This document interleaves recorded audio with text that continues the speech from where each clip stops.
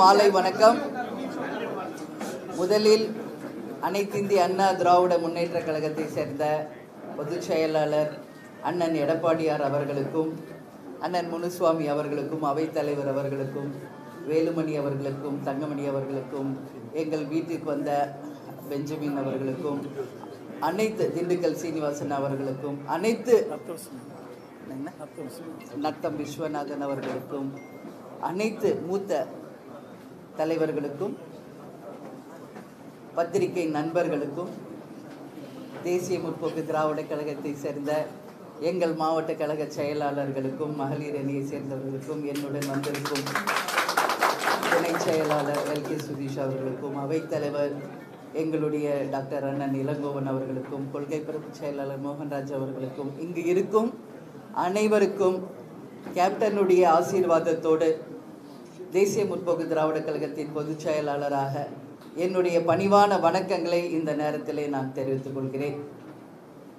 முதல் முறையாக அனைத்து இந்திய அண்ணா திராவிட முன்னேற்ற கழகத்தினுடைய கட்சி அலுவலகத்திற்கு இங்கே வந்திருக்கிறது உண்மையிலே நான் மகிழ்ச்சியாக நான் தருகிறேன்.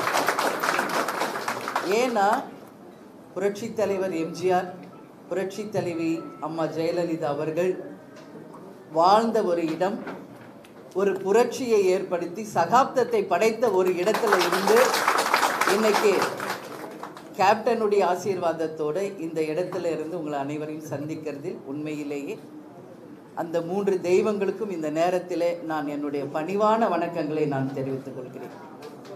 தமிழக அரசியல் வரலாற்றில் மாபெரும் ஒரு சரித்திரத்தை, சகாப்தத்தை உருவாக்கியவர்கள். கேப்டனும் அவர்களோடு சேர்ந்து எதிர்க்கட்சி தலைவராக ஒரு மிகப்பெரிய சரித்திரத்தை 2011 உருவாக்கணும். பத்திரிகை நண்பர்கள் நீங்கள் எல்லாரும் என்கிட்ட கேட்டீங்க, 5 ஆண்டு கழித்து மீண்டும் அனைத்து இந்திய அண்ணா திராவிட முன்னேற்ற கழகத்தோட கூட்டணி அமைச்சிருக்கீங்களே, இதை பற்றி கருத்து என்ன என்று. 2011 ஏற்பட்ட ஒரு மாபெரும் வெற்றி கூட்டணி மீண்டும் உருவாகி இருக்கிறது என்பதை இந்த நேரத்தில் மகிழ்ச்சியோடு தெரிவிச்சுக்கிறேன். அந்த வெற்றி மீண்டும் நிச்சயமாக இந்த பாராளுமன்ற தேர்தலிலும், அதுக்கு அடுத்து வரப்போகிற உள்ளாட்சி தேர்தலிலும், 2026 நிச்சயமாக இந்த கூட்டணி தொடரும். இந்த கூட்டணி ஒரு மாபெரும் வெற்றி கூட்டணியாகவும் அமையும் என்பதில் இந்த நேரத்தில் நான் எல்லாருக்குமே நான் சொல்கிறேன். எனவே இந்த கூட்டணி ஒரு மிகப்பெரிய ஒரு வெற்றியை தமிழகத்திலே வருகின்ற பாராளுமன்ற தேர்தலில் நிச்சயமாக அமைக்கும் என்பதில் எந்த மாற்று கருத்தும் இல்லை. மாநிலங்களவை இடம் வேண்டும் அப்படின்றது கூட்டணி பேச்சுவார்த்தையின் போது எதிர்பார்த்தது. பட் இப்போ உங்களுக்கு வந்து மக்களவை தொகுதிகள் மட்டும்தான் ஒதுக்கப்பட்டிருக்கு. இதை பத்தி என்ன கருத்து? ஏறக்குறைய ஒரு மாத காலம் பத்திரிகை சகோதரர்கள் ரொம்ப பொறுமை காத்தீங்க. முதல்ல அதுக்கு என்னுடைய நன்றிகளை நான் தெரிவிச்சுக்கிறேன். டெய்லி தலைமை கழகத்துக்கு வருவீங்க, மேடம் என்ன என்ன என்னன்னு கேட்டுட்டு இருந்தீங்க. இவ்வளோ நாள் வெயிட் பண்ணிட்டீங்க. நாளைக்கு 1 டே வெயிட் பண்ணுங்க. ஒரு நல்ல செய்தி, வெற்றி செய்தி நாளைக்கு தேமுதிக தலைமை கழகத்தில் உங்களுக்கு அறிவிக்கப்படும் அப்படின்றத நான் சொல்கிறேன். இன்றைக்கி நான் வந்து இங்கே அனைத்து இந்திய அண்ணா திராவிட முன்னேற்ற கழக அலுவலகத்திற்கு வந்திருக்கேன். நாளைக்கு அண்ணன் எடப்பாடியார் அண்ணனும் கூட அவருடைய அனைத்து மூத்த தலைவர்களும் நமது கழகத்திற்கு, நமது அலுவலகத்திற்கு வந்து இந்த கூட்டணி ஒரு மாபெரும் வெற்றி கூட்டணி என்பதை முதல்ல நிரூபித்து நாளைக்கு ஒரு மிகப்பெரிய ஒரு செய்தியை எங்கள் தலைமை கழகத்தில் உங்களுக்கு அறிவிப்போம் என்பதை இந்த நேரத்தில் நான் தெரிவித்தேன்.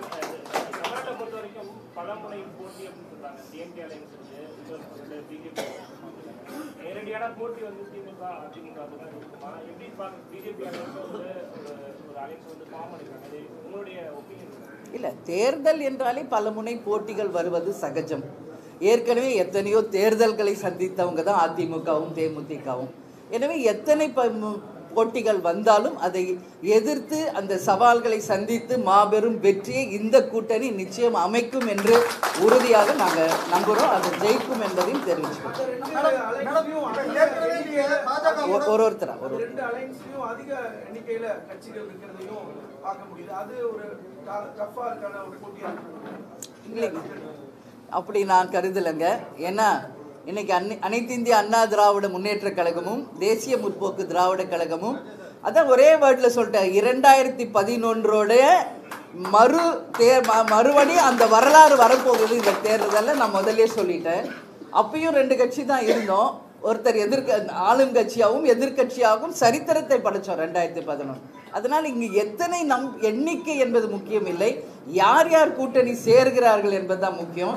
எனவே இது ஒரு ராசியான கூட்டணி, நேச்சுரல் அலையன்ஸ், இது ஒரு வெற்றி கூட்டணி. மீண்டும் 2011 வரலாறு தொடரும்.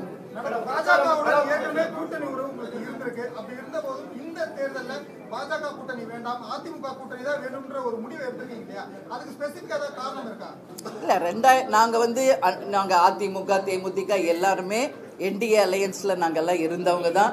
2014 நாங்க என்டிஏல இருந்தோம், 2019 என்டிஏ அலையன்ஸ்ல இருந்தோம்.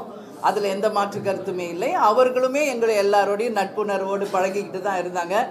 ஆனா இந்த முறை எங்க கட்சியை சேர்ந்த அனைவரும், எங்கள் மாவட்ட கழக செயலாளர் ஆலோசனை கூட்டத்திலே அனைவருடைய கருத்துமே இந்த முறை அனைத்து இந்திய அண்ணா திராவிட முன்னேற்ற கழகத்தோடு கூட்டணி அமைக்க வேண்டும் என்பதை அனைவரும் உறுதியாக சொன்னாங்க.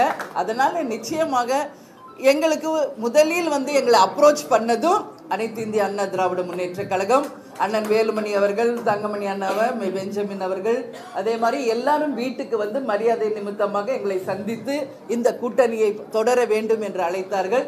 அந்த மரியாதை நிமித்தமாக எங்கள் கழகத்தின் மூத்த தலைவர்களை நாங்கள் இங்கு அனுப்பினோம். எனவே இந்த உறவு சிறப்பான ஒரு உறவாக, சிறப்பான ஒரு கூட்டணியாக எங்களுக்கு அமைஞ்சது. அனைவருடைய ஒப்புதலோடு இந்த கூட்டணி அமைந்திருக்கிறது.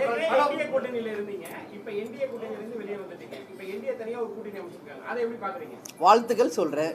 இது தேர்தலுங்க, போட்டி. இதுல யார் வெற்றி தோல்வின்றத மக்கள் முடிவு செய்வாங்க. மக்கள் தான் முடிவு செய்வாங்க.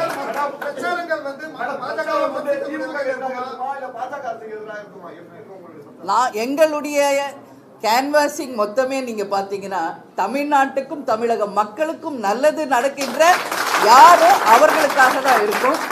நாங்க பேசுற ஒரு ஸ்பீச்சுமே மக்களுக்கானதா இருக்கும். நாங்க போகின்ற ஒரு தொகுதியும் அந்த தொகுதி மக்களுக்கு எங்களால் என்ன சிறப்பு செய்ய முடியும் என்பதுதான் இருக்கும். இன்னைக்கு ஒரு தேர்தலின் போட்டியாளர்கள் வரத்தான் செய்வாங்க, எல்லாவற்றையும் சமாளிக்கக்கூடியவர்கள் தான். ஆனால் எங்களை பொறுத்த வரைக்கும் மக்களுக்கும் தமிழ்நாட்டிற்கும் எது நல்லதோ அதை தான் எங்களுடைய ஸ்பீச்சா இருக்கும் என்பதை தேர்தல் அறிக்கையை வெளியிட்டிருக்காங்க, அதை பார்த்திருப்பீங்க. மீண்டும் நீட் தேர்வு விலக்கு அளிக்கப்படும் வாக்குறுதி கொடுத்திருக்காங்க. பெட்ரோல் டீசல் கேஸ் விலையெல்லாம் குறைக்கப்படும் வாக்குறுதி கொடுத்திருக்காங்க. மகளிர் சுய உதவி குழுக்கு 10 லட்சம் தரணும், இப்படி பல அறிவிப்புகளை கொடுத்திருக்காங்க, பார்த்திருப்பீங்க. உங்க கருத்து என்ன? ஏற்கனவே 2021 சட்டமன்ற தேர்தல், 2019 சட்டமன்ற தேர்தலில் கொடுக்கப்பட்ட வாக்குறுதி நிறைவேற்றப்பட்டு விட்டாங்களா? 520 அறிவிப்புகளை வெளியிட்டாங்க. எத்தனை அறிவிப்பு நிறைவேற்றிருக்காங்க? ஒருத்தர் கேட்க மாட்டேங்கிறீங்களே. நீங்கள் அவகிட்ட கேள்வி கேட்டால் தானே பரவாயில்ல. நாட்டு மக்களுக்கு தெரிய வேணும்ல. 520 அறிவிப்புகளை அறிவிச்சுட்டு ஏமாற்றி கவர்ச்சிகரமாக பேசி வாக்குகளை பெற்று ஆட்சிக்கு வந்த பிறகு எத்தனை அறிவிப்புகளை நிறைவேற்றிருக்கிறாங்க? நீட் தேர்வை என்னென்னலாம் பேசினாங்கல்ல, சட்டமன்ற தேர்தல் போது, நாடாளுமன்ற தேர்தல் போது என்னென்னலாம் பேசினாங்க. ஆட்சிக்கு வந்தவுடன் முதல் கையெழுத்து நீட் தேர்வு ரத்து. எவ்வளோ நாள் ஆச்சு? 3 வருஷம் முடிஞ்சு போச்சு. அப்புறம் விளையாட்டுத்துறை அமைச்சர் அழகாக பேசுகிறார், கவர்ச்சிகரமாக பேசினார். மக்களெல்லாம் ஆஹா ஓஹோ பரவாயில்ல, விளையாட்டுத்துறை அமைச்சர் ஆடணுன்னு ரகசியத்தை சொல்லுவார். இது வரைக்கும் ரகசியத்தையே சொல்ல மாட்டேங்கிறார். அது மட்டும் இல்லை, கிட்டத்தட்ட 38 நாடாளுமன்ற இருந்தாங்க. 38 நாடாளுமன்றத்தில் நீட் தேர்வு குறித்து பேசி அழுத்தம் கொடுத்து இதை ரத்து செஞ்சுருக்கணும்ல. அதுக்கு தானே தமிழ்நாடு மக்கள் தேர்ந்தெடுத்து அனுப்பிச்சாங்க. என்ன செஞ்சாங்க? அதனால தான் நாங்கள் சொல்கிறோம், அவர்கள் வெற்றி பெற்றாலும் தமிழ்நாட்டு மக்களுக்கு எந்த நன்மையும் கிடைக்காது. அது அவர்கள் மத்திய அரசுக்கு காவடி தூக்குகின்ற காட்சி தான் பார்த்துட்டு வரும். எதிர்கட்சியாக இருக்கும்போது கோ பேக் மோடின்னாங்க. ஆளுங்கட்சியாக வந்த பிறகு அங்கே ரத்தன கம்பளம் விரிச்சு வெல்கம் மோடிங்கிறாங்க. ரெட்டை வேடம் போடுகின்ற கட்சி திமுக கட்சி. அனைத்து இந்திய அண்ணா திராவிட முன்னேற்ற கழகத்தை பொறுத்த வரைக்கும் ஏற்கனவே தேமுதிகவுடைய பொதுச் செயலாளர் சொன்னதை போல தமிழ்நாட்டு மக்களுடைய நலன் கருதி நாங்கள் நாடாளுமன்றத்தில் மக்களுடைய குரல் ஒலிக்கும், மத்திய அரசுக்கு அழுத்தம் கொடுத்து மக்களுக்கு தேவையான பிரச்சனையை தீர்த்து வைப்போம். அதுதான் எங்களுடைய லட்சியம், எங்களுடைய கூட்டணி லட்சியம் அதுதான். நன்றி, வணக்கம்.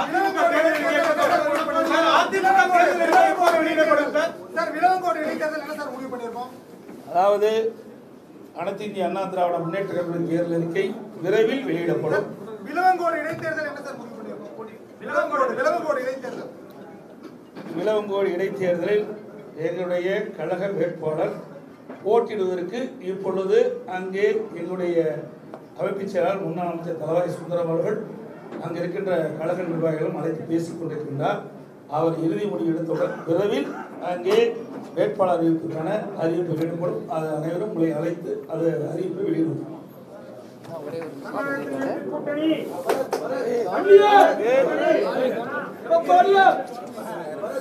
இப்போ அண்ணனும் பொதுச் செயலாளராக அம்மா இல்லாம சந்திக்கிற முதல் தேர்தல், நானும் பொதுச் செயலாளராகி கேப்டன் இல்லாமல் நாங்களும் சந்திக்கிற முதல் தேர்தல். இந்த இரண்டு கூட்டணியும் அந்த 3 தெய்வங்களின் ஆசீர்வாதத்தோட மிகப்பெரிய வெற்றி பெறும் என்பதை விடைபெறுகிறேன். நன்றி, வணக்கம்.